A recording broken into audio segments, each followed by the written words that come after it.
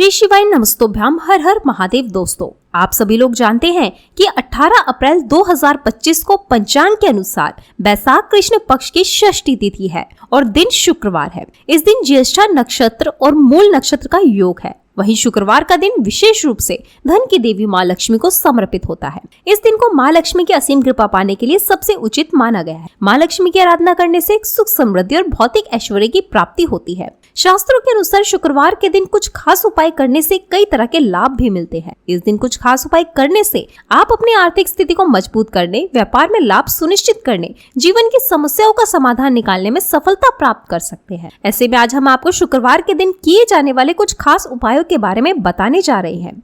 तो आइए जानते हैं शुक्रवार के दिन क्या उपाय करने चाहिए। दोस्तों, आप सभी लोग जानते ही हो कि शुक्रवार का अगर सबसे बड़ा कोई उपाय है तो वो एक चुटकी काले तिल वाला उपाय है। तो दोस्तों, इस बैसाख शुक्रवार की षष्ठी तिथि के दिन आप लोगों को इस एक चुटकी काले तिल वाले उपाय को जरूर करना है। बहुत सारे लोग होंगे जिन लोगों ने इस उपाय को किया ना हो, मतलब पूरा महीना निकलता जा रहा है बैसाख महीने का, उन्होंने किसी भी दिन इस काले तिल वाले उपाय को ना किया हो। पर दोस्तों, आपके पास एक आखिरी मौका बचा हुआ है जो कि 18 अप्रैल के दिन। तो इस दिन आप लोगों को इस वाले उपाय को जरूर कर लेना है। भले ही आपने पूरे महीने भर इस उपाय को ना किया हो, पर अगर आपने इस बैसाख महीने के शुक्रवार की षष्ठी तिथि के दिन अगर इस वाले उपाय को कर लिया तो आपको इस उपाय को करने का वो फल मिलेगा जिसकी आपने कभी कल्पना भी नहीं करी होगी। इसलिए आप लोग इस वाले उपाय को एक बार जरूर कर लेना ताकि आप लोगों के हाथ से ये मौका ना जा सके और आपको इस उपाय को करने का फल मिल सके। दोस्तों, ये उपाय पंडित जी ने अपनी अभी की शिव महापुराण की कथा में बताया, जिस उपाय को आज हम आपको बहुत अच्छे से समझाने वाले हैं। इस वीडियो को देखने के बाद इस उपाय को समझने के लिए आपको कोई और वीडियो देखने की जरूरत ही नहीं पड़ेगी। तो चलिए दोस्तों, उपाय को शुरू करते हैं।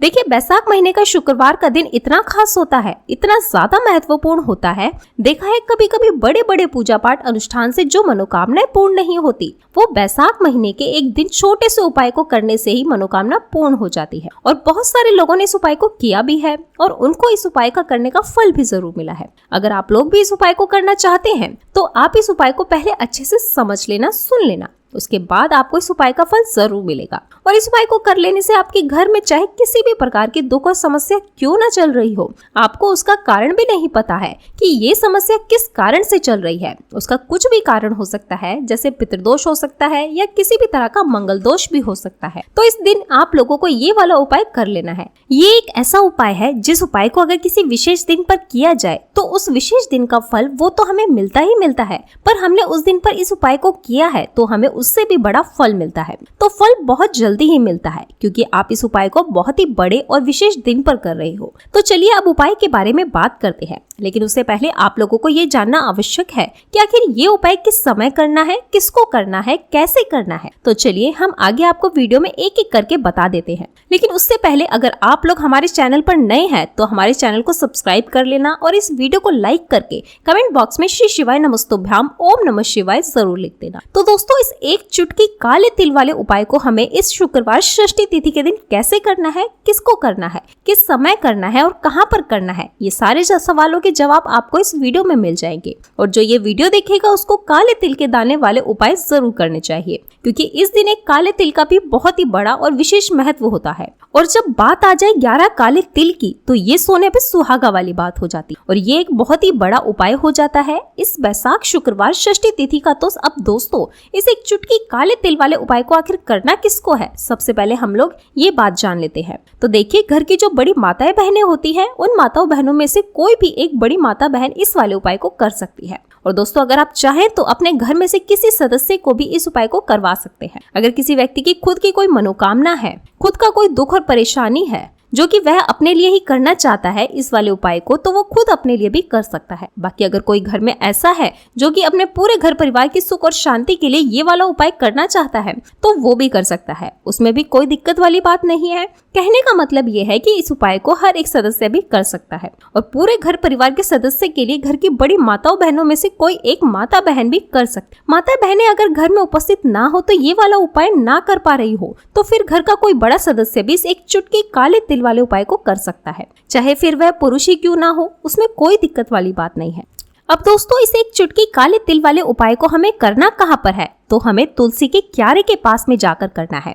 बहुत सारे लोग प्रश्न करते हैं, हर एक उपाय को करते समय क्या हम इस उपाय को घर या मंदिर में कर सकते हैं? देखिए, तो इस वाले उपाय को आप घर पर ही करोगे तो अच्छा रहेगा। अगर घर पर तुलसी का पौधा नहीं है तो शिव मंदिर में उपाय को करोगे तो भी अच्छा रहेगा। इस वाले उपाय को उसके बाद में दोस्तों जो अगला प्रश्न निकल कर आता है वो ये आता है कि इस उपाय को लेकर के कि आखिर इस उपाय को हमें किस समय करना है, सुबह के समय करना है कि शाम के समय करना है? तो देखिए, इस वाले उपाय को आप लोग सुबह के समय भी कर सकते हो और शाम के समय प्रदोष काल में भी कर सकते हो। अब अगर आप पूछो कि सबसे उत्तम समय कौन सा रहेगा इस एक चुटकी काले तिल वाले उपाय को करने का, तो हम आपसे बस यही कहेंगे कि इस उपाय को आप शाम के समय करोगे तो ज्यादा बेहतर होगा। बाकी अगर सुबह के समय भी करोगे तो भी अच्छा होगा, उसमें कोई दिक्कत वाली बात नहीं है। तो अब दोस्तों जो अगली सबसे बड़ी और महत्वपूर्ण बात आती है वो ये आती है कि सुबह अगर हम उपाय को करेंगे तो हमें कितने बजे से लेकर कितने बजे तक के बीच में करना है, और शाम के समय प्रदोष काल में करेंगे तो हमें कितने बजे से लेकर कितने बजे के बीच में करना है। तो देखो, सुबह जितनी जल्दी हो सके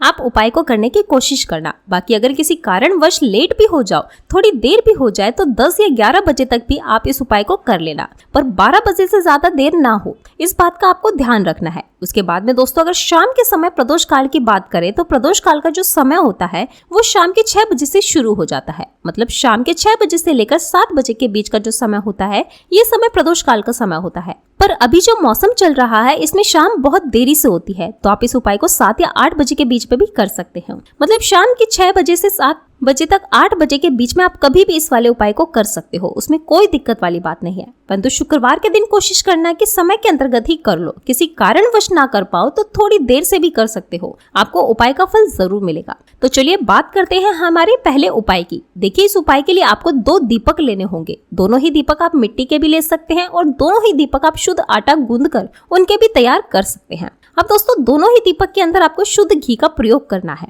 और एक दीपक के अंदर आपको गोल रुई की बाती का प्रयोग करना होगा और एक दीपक के अंदर आपको लंबी बाती का प्रयोग करना होगा। लंबी बाती वाले दीपक के अंदर आप मौली वाला जो धागा आता है कलावा, उसकी बाती का प्रयोग आप लंबी बाती वाले दीपक के अंदर कर सकते हैं। देखिए, जो दीपक वाला ये चमत्कारिक उपाय केवल शुक्रवार की रात्रि में ही किया जाता है, इसलिए आपको इस उपाय को बहुत ही ध्यान से समझना होगा। इसी के साथ में आपको 1 चुटकी काले तिल के दाने लेने हैं और इसी के साथ में आपको मात्र 1 चुटकी हल्दी भी लेनी होगी। अब दोस्तों ये सभी सामग्री लेकर के आपको रात्रि के समय पहुंच जाना है अपने घर में, जहां कहीं भी तुलसी जी का पौधा, तुलसी माता का निवास स्थान है, वहां पर देखिए दोस्तों सबसे पहले तो आपके पास जो एक गोल बाती का दीपक है उसे आपको तुलसी जी के वहां पर प्रज्वलित करना है। दीपक को प्रज्वलित करते समय आपको ओम नमो भगवते वासुदेवाय नमः इस मंत्र का 11 बार जाप कर लेना है। अब देखिए दोस्तों, आप जो 1 चुटकी काले तिल के दाने लेकर के आए हैं उन्हें आपको अपने सीधे हाथ में रखना है और जो आपने गोल बाती वाला दीपक प्रज्वलित किया है माता तुलसी जी के वहां पर, उसके ऊपर से आपको इन 1 चुटकी काले तिल को घड़ी की दिशा में घुमाना है।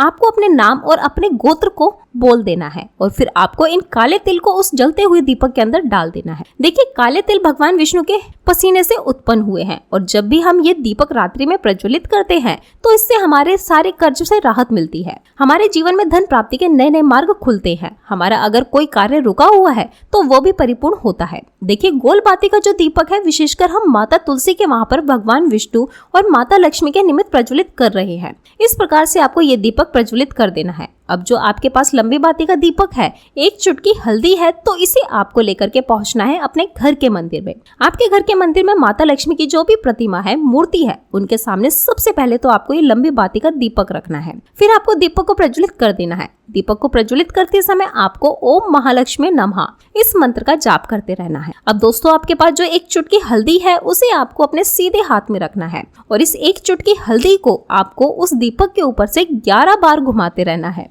और इस 1 चुटकी हल्दी को आपको उस दीपक के अंदर डाल देना है। देखिए, 1 चुटकी हल्दी वाला जो दीपक है आपके जीवन से दुर्भाग्य को समाप्त करता है, माता लक्ष्मी की आपको कृपा प्राप्त करवाता है, धन प्राप्ति के आपके जीवन में नए नए मार्ग बनाएगा। अब देखिए, अगला उपाय है वो है बहुत ज्यादा खास। तीनों उपाय को आप जरूर सुनना, क्योंकि जो आपको अच्छा लगे वो उपाय आप कर सकते हैं। देखिए, इस उपाय के लिए आपको 2 हरी इलायची लेनी होगी। हरी इलायची आपको साबुत लेनी है, खंडित नहीं होनी चाहिए। और इसी के साथ में आपको मात्र थोड़ा शहद लेना है। शहद आपको मात्र आधा चम्मच या फिर उससे भी कम ले लेना है। और इसी के साथ में आपको एक दीपक ले लेना है। दीपक आप चाहे तो मिट्टी का भी ले सकते हैं और आप चाहे तो शुद्ध आटा मढ़कर भी उसका दीपक तैयार कर सकते हैं। इस दीपक के अंदर आपको मौली का जो धागा आता है कलावे का, उसकी बाती का प्रयोग प्रयोग करना होगा। यानी कि इस दीपक के अंदर आपको लाल रंग की बाती का प्रयोग करना होगा और इस दीपक के अंदर आपको शुद्ध घी का प्रयोग करना होगा। अब ये सारी सामग्री लेकर के आपको अपने घर के जो भी मंदिर है वहां पर पहुंच जाना है और आपको माता लक्ष्मी के किसी भी स्वरूप के सामने बैठ जाना है।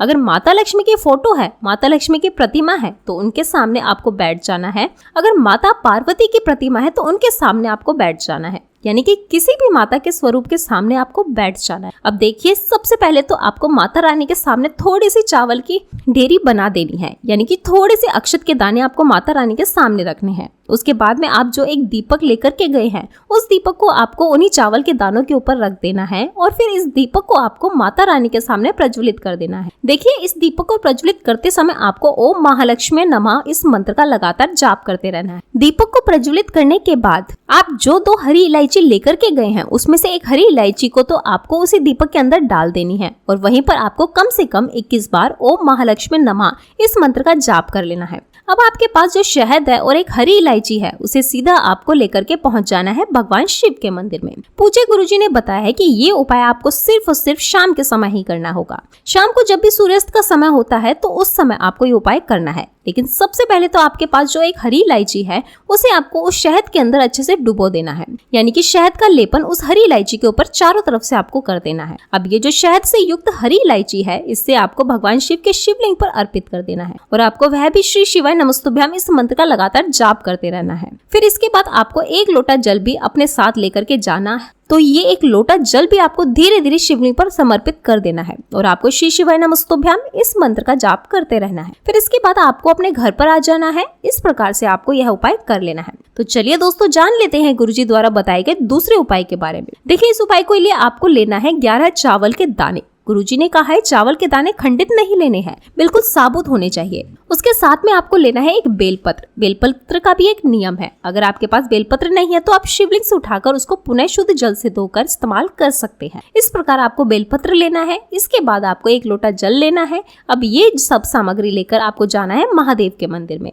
देखिए, अब आपको उत्तर साइड में खड़े हो जाना है और सबसे पहले आपको एक बेलपत्र अपने हाथ पर और 11 चावल के दाने रखकर शिवलिंग के ऊपर अपना नाम और गोत्र बोलते हुए समर्पित कर देना है और ओम नमः शिवाय श्री शिवाय नमस्तुभ्याम का लगातार जाप करना है। अब आपको जो 1 लोटा जल साथ में लेकर गए थे उसे धीरे धीरे बेलपत्र और चावल दाने को ठीक ऊपर समर्पित करना है और शिव पुराण के मूल मंत्र श्री शिवाय नमस्तुभ्याम का 11 बार जाप करना है और अपनी मनोकामना बोलते जाना है। देखिए, बस छोटा सा उपाय करना है, देखना एक दिन आपके सब काम बनने लग जाएंगे। गुरुजी का बहुत ही विशेष उपाय है ये। अब चलते हैं तीसरे उपाय की तरफ। देखिए, इस उपाय के लिए आपको एक तांबे के पात्र के अंदर सबसे पहले अपने घर से शुद्ध जल लेना है। फिर इसी के साथ आपको मात्र थोड़ा सा शहद लेना होगा। शहद आपको आधा चम्मच या फिर उससे भी कम लेना है और इसी के साथ में आपको एक प्यारी सी बेलपत्र लेनी है। बेलपत्र यदि आपको नहीं मिल पाती है तो भगवान शिव के शिवलिंग पर चढ़ी हुई बेलपत्रों को आप पुनः शुद्ध जल से धोकर के उपयोग कर सकते हैं और बेलपत्र जो है वो कहीं से भी कटा फिटा ना हो, खंडित नहीं होना चाहिए। अब ये तीनों सामग्री लेकर के सीधे आपको पहुंच जाना है भगवान शिव के मंदिर में। ये उपाय सुबह से लेकर के शाम तक किसी भी समय कर सकते हैं। देखिए, सबसे पहले तो आपके पास जो शहद है उससे आपको अपने सीधे हाथ की सबसे छोटी उंगली के जो पास वाली उंगली होती है यानी अनामिका उंगली, उसमें थोड़ा सा शहद आपको लेना है और इससे फिर आपको शिवलिंग पर जहाँ माता सुंदरी का स्थान होता है वहां पर आपको ओम का निर्माण करना है। लेकिन जलाधारी के बिल्कुल बीच में जो स्थान होता है उससे माता अशोक सुंदरी का स्थान कहते हैं। तो इसी स्थान पर आपको शहद से ओम का निर्माण करना है। अब दोस्तों, आपके पास जो एक बेलपत्र है उससे आपको अपने सीधे हाथ की हथेली पर रखना है और महादेव से आपको अपनी वह विशेष मनोकामना, आपके जीवन में जो भी संकट चल रहा है, जो भी समस्याएं चल रही हैं, जो भी जीवन में दुर्भाग्य बना हुआ है, आप अपने किसी भी कार्य में सफल नहीं हो पा रहे हैं, तो जिस भी प्रकार की आपकी समस्या है उसे दूर करने के लिए आपको महादेव से प्रार्थना कर लेनी है और फिर ये जो एक बेलपत्र है इसे आपको शिवलिंग पर माता अशोक सुंदरी वाले स्थान पर समर्पित कर देना है। देखिए, जहाँ पर आपने ओम का निर्माण किया है उसी के ऊपर आपको ये बेलपत्र भी समर्पित करना है। देखिए, बेलपत्र की चिकनी साइड का हिस्सा शिवलिंग से स्पर्श होगा और इसकी जो डंडी है वह आपको जलाधारी की ओर रखनी है। पत्ती वाला भाग शिवलिंग की तरफ रहेगा। इसी प्रकार से आपको ये बेलपत्र समर्पित कर देनी है। अब दोस्तों, आपके पास जो एक जल का पात्र है उसमें से थोड़ा सा जल तो आपको बेलपत्र की जो आगे वाली पत्ती है उस पर आपको समर्पित करना है और आपको श्री शिवाय नमस्तुभ्याम इस मंत्र का जाप कर लेना है। फिर उस पात्र के अंदर जो जल बचेगा उसे पूरा आपको भगवान शिव के शिवलिंग पर धीरे धीरे समर्पित करते जाना है और लगातार आपको शिव महापुराण के मूल मंत्र श्री शिवाय नमस्तुभ्याम इस मंत्र का जाप करते रहना है। गुरुजी ने कहा है कि जल आपको इतने धीरे धीरे समर्पित करना है कि जल समर्पित करते हुए आप कम से कम 11 बार श्री शिवाय नमस्तुभ्याम या फिर ओम नमः शिवाय इस मंत्र का जाप कर सके। फिर इसके बाद वापस आपको अपने घर पर आ जाना है और इस प्रकार से आपको ये उपाय कर लेना है। आप देखेंगे कि आपकी सभी मनोकामनाएं अवश्य ही पूरी होंगी। ये उपाय आपको अवश्य करना चाहिए। तो दोस्तों, इस वीडियो में हमने आपको 3 से 4 महा उपाय आपको बता दी है जो आपको शुक्रवार के दिन जरूर करने चाहिए। अगर आपके मन में कोई भी उपाय से जुड़ा कोई भी संशय है तो हमें कमेंट बॉक्स में पूछ सकते हैं। उपाय करते समय कोई भी गलती ना करें। अगर आपको हमारी वीडियो पसंद आए तो हमारे इस चैनल को सब्सक्राइब करें, लाइक करें और शेयर करें। हर हर महादेव, ओम नमः शिवाय।